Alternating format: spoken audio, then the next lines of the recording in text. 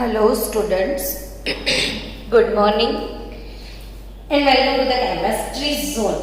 Okay students, आज ऐसा lecture आपको मैं देने वाली हूँ जो कि कॉम्पिटिटिव लेवल्स पे आपको अगर केमिस्ट्री में स्कोर करना है तो वो सारी चीजें आपको पता होनी चाहिए, यानी बेसिक थिंग्स जो है केमिकल काइनेटिक्स के लिए जो कि इम्पोर्टेंट है और आपको वो चीजें पता होनी चाहिए। और उसके साथ साथ उसके रिलेटेड एमसीक्यूज, वो थियोरी का इम्पोर्टेंस, वो सारी चीजें मैं आपको एक्सप्लेन करने वाली हूँ। चलो शुरू किया जाए। आज मुझे आपको सिखाना है एक topic as a question form में मैं लिख रही हूं कि explain the mechanism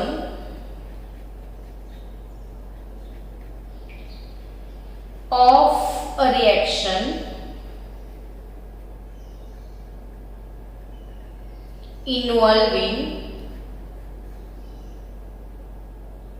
involving two first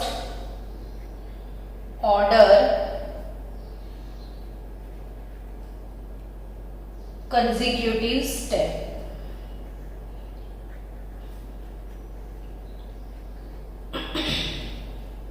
for your knowledge आपको ये चीजें सीखनी चाहिए ताकि एमसीक्यूज में आपको कोई प्रॉब्लम ना आए। Mechanism of a reaction involving two first order consecutive step। तो ये फर्स्ट ऑर्डर कंसेक्यूटिव स्टेप क्या वो समझते हैं कि इन सच reactions a reaction take place in a two step, just like reactant to intermediate, this is our first step, and the second step intermediate to product, यानी कि reaction involving two first order consecutive step 1 after step 2। सो बच्चों पहले ये बता दो कि what is r here, तो its reactant, वो तो सबको पता है, लेकिन I it is nothing but intermediate. तो ये इंटरमीडिएट और P इज प्रोडक्ट है ना। तो reactant, intermediate and product.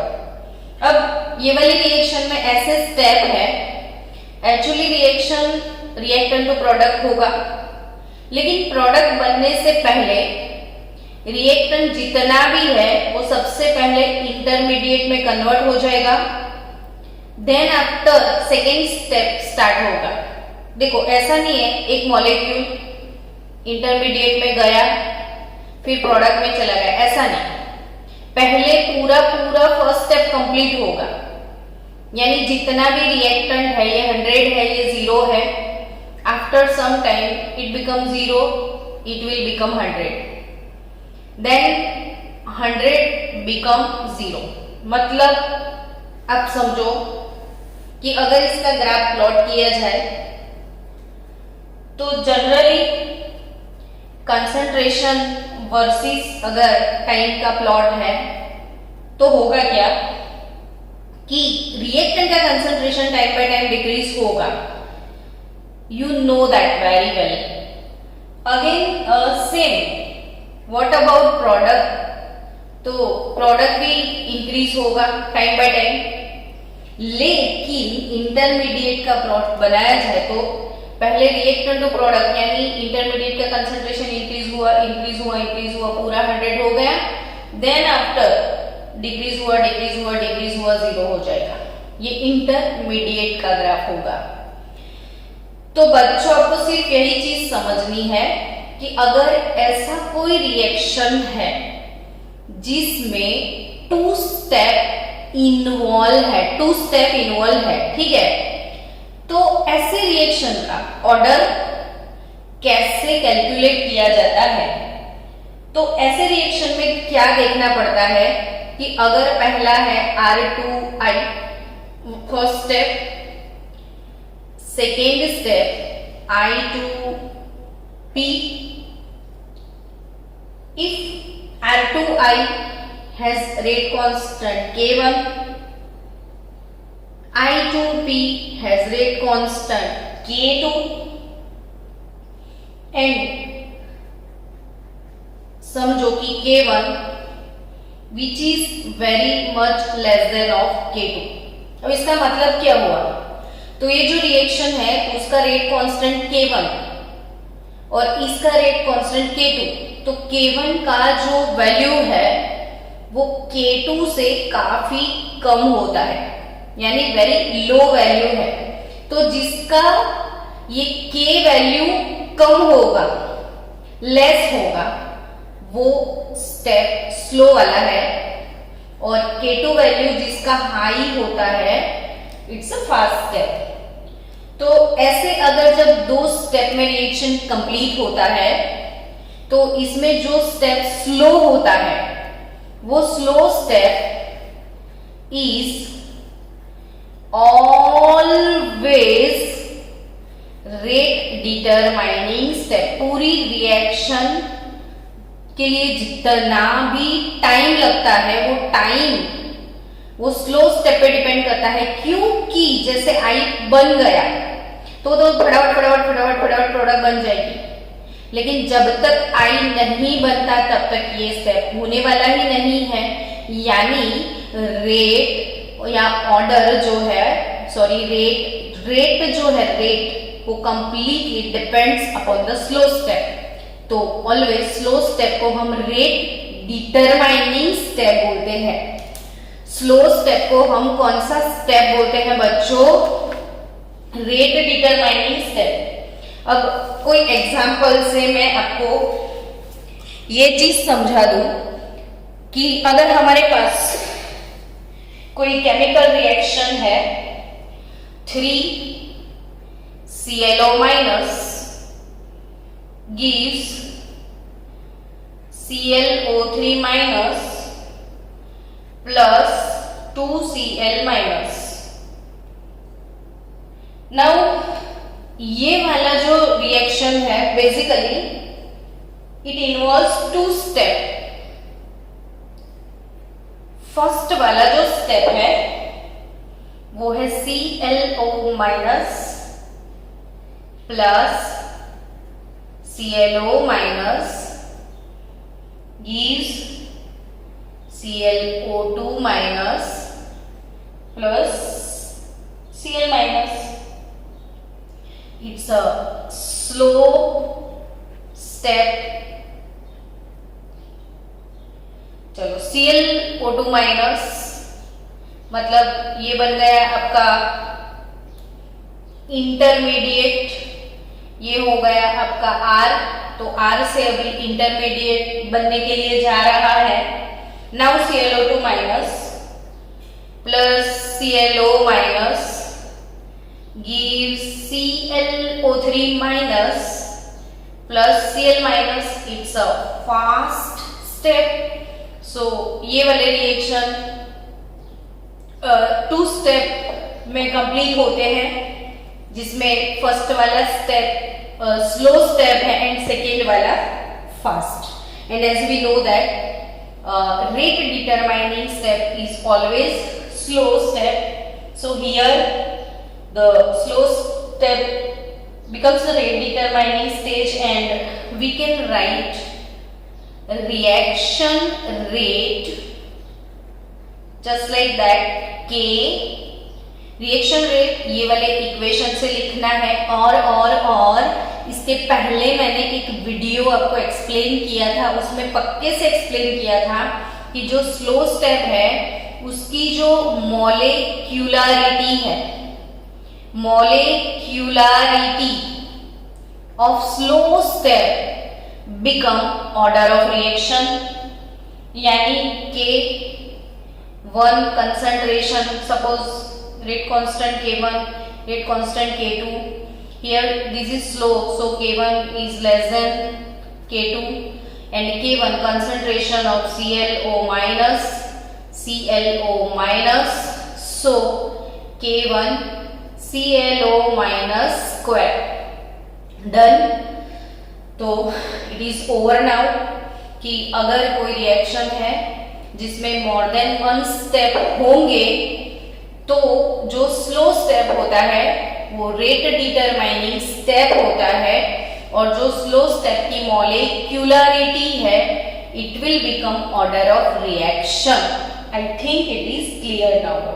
Next मुझे आज आपको और भी एक थियरी एक्सप्लेन करनी है. बच्चों ध्यान से समझना, पूरा लेक्चर जी नीट और गुड सेट फोकसिंग लेक्चर है. इस बार आई विश कि हम जी एडवांस भी क्रैक कर पाए, IITians बन पाए. मुझे ऐसी इच्छा है कि हमारे 3-4 बच्चे इस बार IITians बन सकते हैं, तो क्यों ना हम ऑल इंडिया रैंक 1 लाने का कुछ सोचे. सो ऑल इंडिया रैंक 1 कैसे आता है वो सारी चीजें मैं आपको सिखा दूंगी धीरे धीरे, लेकिन जो जो हम सिखा रहे हैं पहले सीखते जाओ, फिर और भी बहुत सारे MCQ की प्रैक्टिस होने वाली है इस बार. सो बच्चों be ready for next topic. It's again cute and nice topic.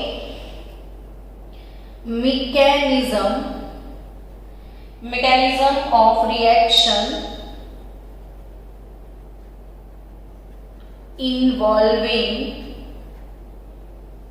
intermediate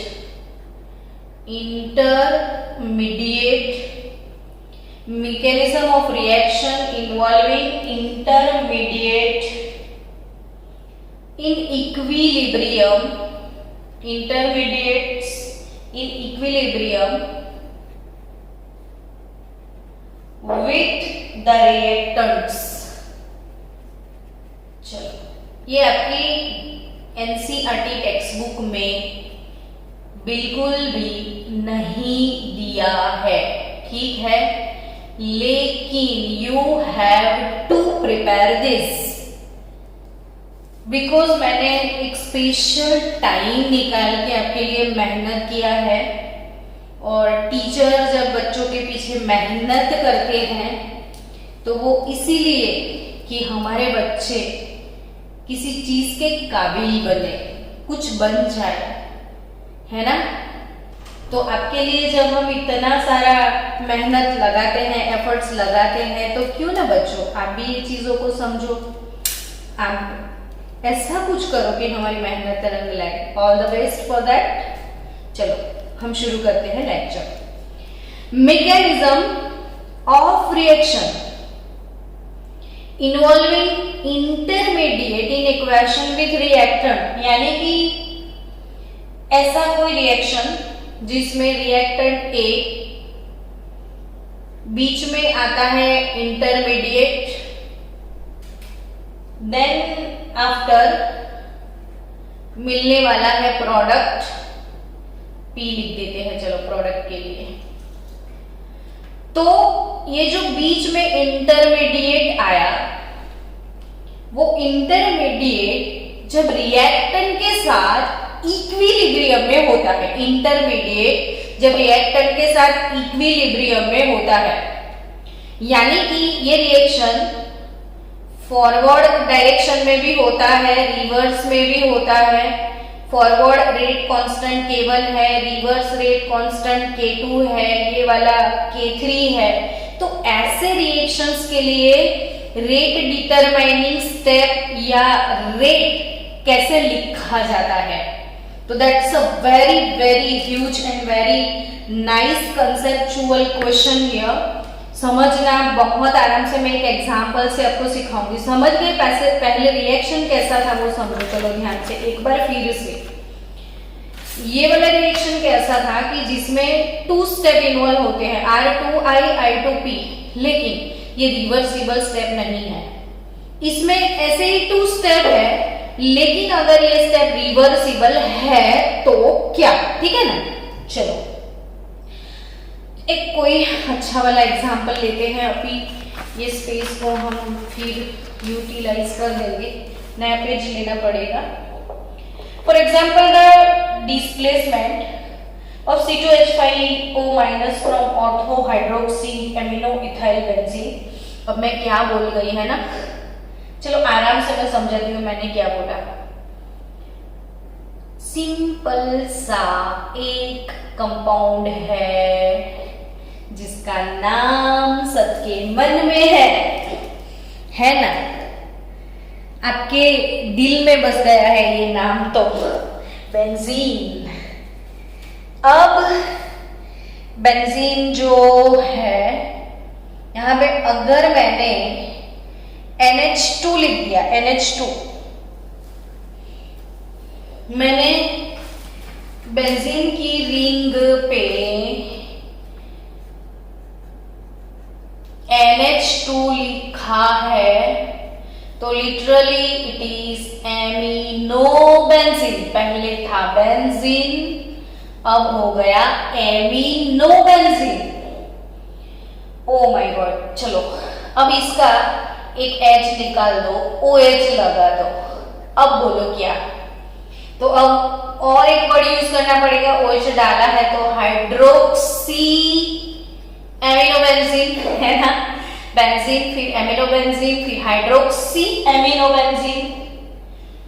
ओ अब यहाँ पे C double bond O, then OC2H5। अब सोचो functional group COO, ester, COO it's ester, done. तो एस्टर है। अब पूरा नाम क्या होगा? तो लोकेशन देखा जाए तो 1-2 सब्स्टिट्यूशन यानी ortho hydroxy, ortho hydroxy amino, ortho hydroxy amino तक तो पता था। अब इसको क्या बोलोगे? तो ये क्या है? C2H5, तो इट्स इथाइल, और पूरा ये जो है वो बेंजोएट। मुझे इसमें सिर्फ आपको नोमेनक्लेचर कैसे होता है इसके लिए मैं टाइम स्पेंड कर रही हूँ, लेकिन आपको ये प्रिपेयर नहीं करना है, डोंट वरी। सो ये एक ऐसा एस्टर है हमारे पास। अब एस्टर के साथ अगर OH माइनस का रिएक्शन होता है, first step K1, second equilibrium step में है इंटरमीडिएट के साथ, और इंटरमीडिएट यहां पे आ गया है NH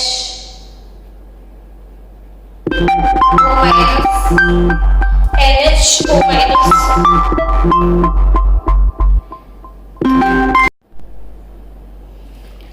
चलो students, ortho hydroxy amino benzene plus OH minus NHO minus और again COO C2H5 plus H2O. Now this is our intermediate step. Now intermediate dissociate होके प्रोडक्ट मिलने वाला है, तो I2P जाना है आपको, और वो जो है वो लास्ट बेंजीन NHO माइनस, क्योंकि ये HOH माइनस रिलीज हो जाएगा इसलिए HOH माइनस वाटर, बाकी कुछ चेंज नहीं हुआ है, जैसा है वैसा है। तो नेक्स्ट स्टेप में हमको इसके स्टेप से नहीं मतलब क्या रिएक्टेंट है क्या प्रोडक्ट है ये नहीं मतलब, हमको मैकेनिज्म से ज्यादा मतलब है कि रिएक्टेंट टू इंटरमीडिएट रिवर्सिबल है, ये फर्स्ट स्टेप है, और R2 product second step which K3 equilibrium constant K3 और NHO C double bond O plus C2H5O minus, done. चलो अब बच्चों the value K3 is much smaller than K1 and K2. K3 is much smaller than K1 and K2. It means obviously it's a slow step. अब अगर ये slow है तो मन में लड्डू फूटा कि ये तो रेट डिटरमाइनिंग स्टेप है. नाउ वो slow step it will become rate determining step. तो फिर रेट तो स्लो स्टेप से ही लिखते हैं ना. तो rate is equal to nothing but K3 and concentration of intermediate I. तो ऐसे रिएक्शन में K3 इंटू I. बट अगर ये फर्स्ट स्टेप इक्विलिब्रियम में है तो ये कंसंट्रेशन ऑफ I कैसे निकालते हैं वो देखो. सबसे पहले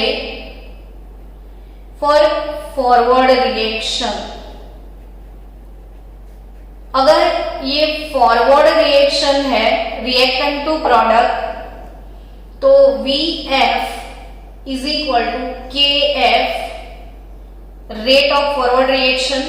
VF proportional to concentration of ester and concentration of OH minus. So VKF concentration of ester. First वाले स्टेप में ये इक्विलिब्रियम कांस्टेंट K1 है. ये reactant ester and OH minus. Equation number 1. Then reverse reaction. Rate of reverse reaction K2 concentration of. अब second reaction ऐसे होगा तो ये जो I है वो रिएक्टेंट तो K2 इंटू I होगा कि नहीं. Second step done. बस अगर ये स्टेप समझ आ गए तो इट्स ओवर नाउ.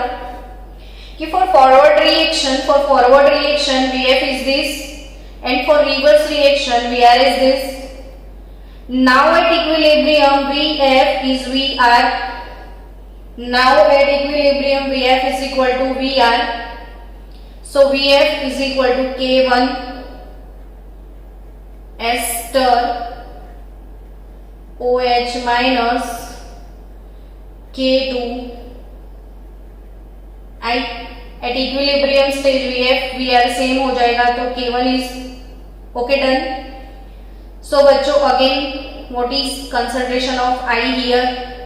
तो it is nothing but K1 over K2 concentration of ester concentration of OH minus I is equal to K1 by K2 ester OH. So अब ये वाले I की वैल्यू इधर रख दो तो रेट एक्चुअली क्या होगा. Rate is equal to K3 into I. तो K3 और I का value K1 by K2 concentration of ester and concentration of OH. ultimately it is a second order reaction. और आपने देखा कि तीनों रेट कांस्टेंट पे डिपेंड करता है. सो रेट अगर हम फिर से लिखे इधर तो K0 मैंने इसके लिए लिख दिया.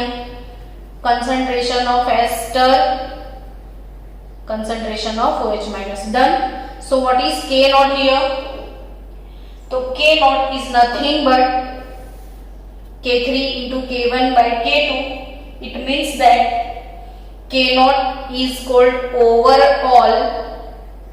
K0 is called overall rate constant of the reaction. Overall rate constant of the reaction. Rate is equal to K0. तो ये K0 था क्या? तो K3 K1 by K2 and K0 is called overall rate constant of the reaction and depends upon the values of three rate constant. देखो जो forward चल रहे हैं K1 K3 इसका मल्टीप्लिकेशन है. जो रिवर्स जाता है वो डिवाइड किया हुआ है सब्सट्रैक्शन में जाएगा तो K1 into K3 divided by K2. अब ये थियरी का मैं एक इम्पोर्टेंट भी समझा दूं आपको कि बोर्ड में गुजकेट में कॉम्पिटिटिव लेवल पे आपको MCQs आएंगे ऐसे. तो एक MCQ हम लिख के सॉल्व करते हैं कि hypothetical reaction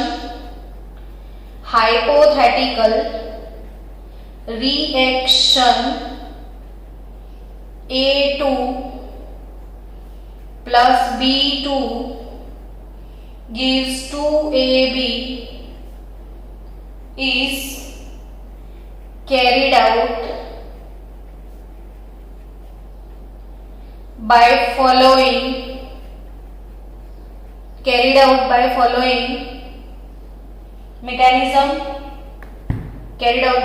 mechanism, then the rate, the order of reaction dash dash dash, और इसके स्टेप्स दिए हैं। ऐसे स्टेप देंगे आपको। A2 in first step A plus A, it's a fast। Second step है A plus B2 gives AB plus B, it's a slow step। और third step है A plus B gives AB, it is nothing but fast step। अब आपको ऐसे 3 step दिए गए हैं। तो ये जो रिएक्शन है इसमें पहला वाला जो स्टेप है वो रिवर्सिबल है, दूसरा वाला step slow step. So rate determining step slow step बनेगा। तो रेट इज नथिंग बट के कंसंट्रेशन ऑफ B2 डन। लेकिन ये A का कंसंट्रेशन आपको ऊपर वाले स्टेप से निकालना पड़ेगा इसमें। सो A का कंसंट्रेशन कैसे निकलेगा? तो A का कंसंट्रेशन निकालने के लिए according to equation 1 VF is equal to K1 concentration of A2 है ना, ये रिएक्टेंट ये प्रोडक्ट, और रिवर्स तो VR is equal to K2 concentration of A तो कंसंट्रेशन ऑफ A का स्क्वायर। समझ रहे हो? फॉरवर्ड तो rate K1 concentration of A2 reverse तो rate K2 concentration of A square. Now at equilibrium VF is VR, so K1A2 is equal to K2A square, K1A2 is equal to K2A square। so क्या किया जाए? हमको क्या चाहिए इसमें? हमको A चाहिए, तो A का कंसंट्रेशन निकाल दो। तो व्हाट इज A हियर? बोलो। तो K1 concentration of A2 upon K2 A square, तो A तो ये रूट ले लेंगे, तो इट मीन्स इसको नया कांस्टेंट K0 बोल दो। तो K0 raise to half A2 raise to half. आपको तो ये पता होगा ना, रूट यानी हाफ पावर। सो ये वैल्यू इधर इनपुट कर दो रेट वाले इक्वेशन में। रेट क्या था? Rate is equal to K concentration of A का value again K0 raise to half, then concentration of A2 raised to half and concentration of B2। it's done। अब ये तो सारे कांस्टेंट हैं, रेट कांस्टेंट को मिला के टोटल कांस्टेंट आप लिख सकते हो, डजंट मैटर। तो here order of reaction with respect to A2 it is half, and order of reaction with respect to B2 it is 1। so total order of reaction 1 plus half, तो 1.5। Total order of reaction क्या होगा ये वाले reaction का? 1.5। So now it's fine. अब next video में आपको भेज रही हूँ इन अ वेरी शॉर्ट टाइम।